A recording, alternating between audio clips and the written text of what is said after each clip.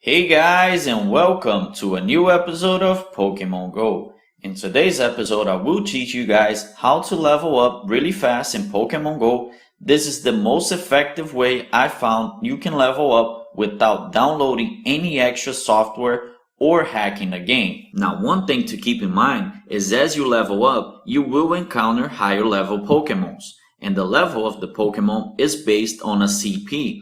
Now the lower CP Pokemon become useless very fast, so you need to level up really quickly before you can even start getting attached to any Pokemon. Now if you don't know, CP stands for Combat Points. Combat Points, it's actually an average between the attack and the defense of your Pokemon.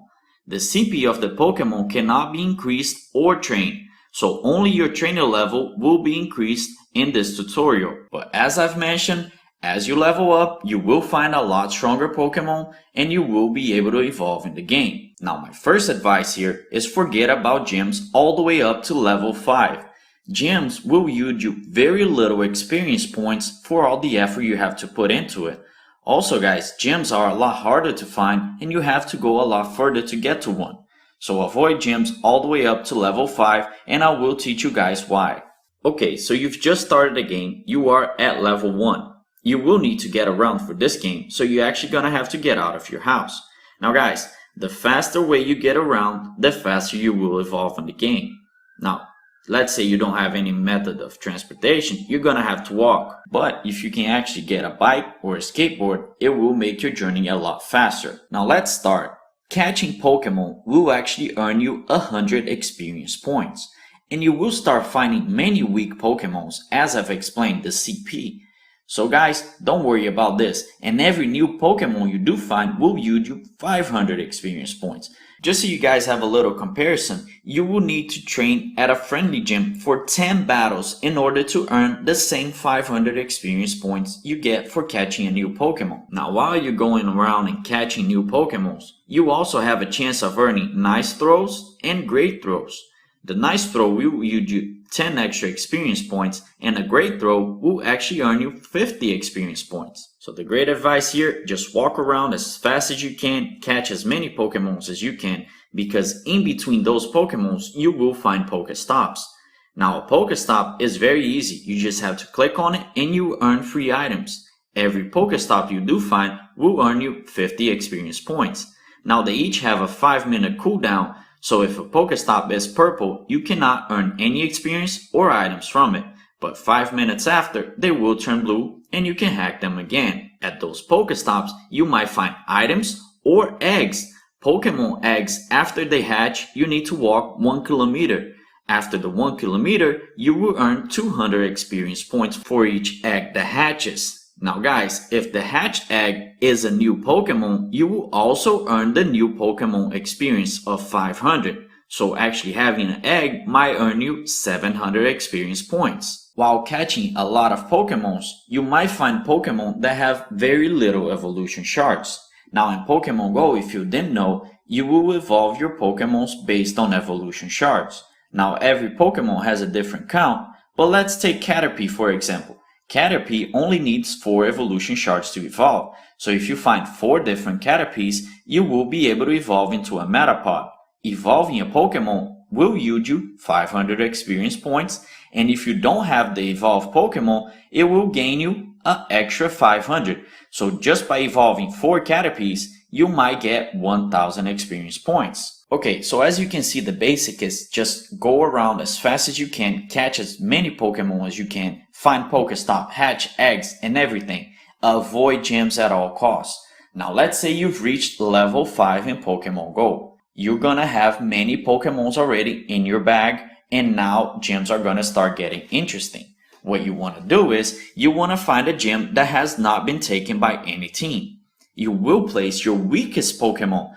So let's say you have a Caterpie or a Rattata of something of like 40 or lower CP. That's the Pokemon you want to use. Also guys, you do have to remember, if you don't remember from the actual Pokemon games, there are differences between weakness of types of Pokemon.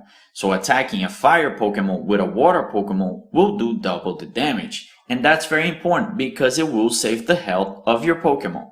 So if you place a Caterpie, you might want to use a fire Pokemon against it. So for now in this tutorial, I am assuming you guys haven't used any of your items. You've just gone around, caught new Pokemons, used Pokeballs, saved all your potions, all your items, all your revives. Now, let's go. You are battling against a Caterpie. You want to use Pokemons at least 3 times more CP than the Pokemon you're actually battling. So if you're battling a 40 CP Pokemon, you will need to use 120 CP or higher. This is actually so you can actually gain experience that is worth it for gems. So I'm not saying you can't be a 40 CP Pokemon with a 41 CP Pokemon. I'm just saying it's not going to be worth it. So let's say you're using 120 CP against a 40 CP. What you're going to do here, guys, you're actually going to be able to beat that Caterpie 4, 5, or maybe 6 times just using that same Pokemon. If you didn't know, for you to deploy a Pokemon at a gym, it needs to be full health. But for you to battle against that Pokemon, you do not need to use a Pokemon at full health. So you can save that Pokemon, use it about 4, 5, or 6 times, gain a lot of experience, and then after that Pokemon dies, you just release it. Guys, please do not use Revive on weak Pokemons of around 100 CP. They are just not worth it. So what you're gonna do here, you're gonna actually let that Pokemon die. After it dies, you're gonna release it. This way, you're gonna keep the evolution shard and you're not gonna have to worry about that Pokemon anymore. Also, while you are battling at a friendly gym or a gym of your own against weak Pokemons, that gym is gonna get more prestige and it's gonna level up the gym even further. This way, a lot of your friends can also place their Pokemons at that gym and have a strong gym to hold against enemies. So as your prestige go up, it's gonna make it even harder for people to take over your gym. Now guys, for now, there's no actual good thing about having a gym other than the bragging rights, but you will be able to have a higher prestige gym. This way you'll be able to have more Pokemons defending it. Don't worry if the first Pokemon is weak, as long as the last Pokemon after you've done all your training is a strong one, you keep the gym pretty safe. One last thing about training at gyms, you may only choose one Pokemon to battle. So guys, if you're going against enemy gyms now, you may choose up to 6 Pokemons for the battle. Now yes, battling at enemy gyms earn you twice the experience. So if you actually defeat the enemy gym, you earn 100 experience points for each Pokemon you do defeat.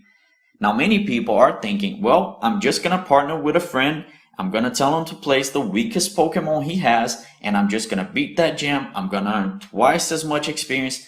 But you do have to remember, guys, if you do beat a level 1 gym twice, it will turn gray again. So you will need that player to put another Pokemon in, and then you have to beat it again. It's kind of a cheating thing, and it's not really worth it that much. You will only earn about 200 experience points for like every 20 minutes. And if you just go around every 5 minutes catching Pokemon, you can be earning 500 experience points. So the great advice is here for leveling up really fast. Do not go near any gym until you're actually level 5. After you reach level 5, place a very weak Pokemon, train against them with your 100, 200 CP Pokemons, let it die. After it dies, you just release the Pokemon. Don't bother reviving it, because as you level up, you will find a lot stronger Pokemon all around, much easier. And if you're wondering about the beta, guys, the USA beta should be coming on Monday, the 30th of May. So guys, stick around. Make sure you do not have any plans for Monday, May 30th. Because this is actually the date you want to get a head start for Pokemon Go. If you do actually get higher level than all the people around you, the game is going to be a lot easier because you'll be able to beat any gym around you. You'll find a lot stronger Pokemon than anyone around you. So getting a head start might be a very important thing. So for now, I thank you all and train on.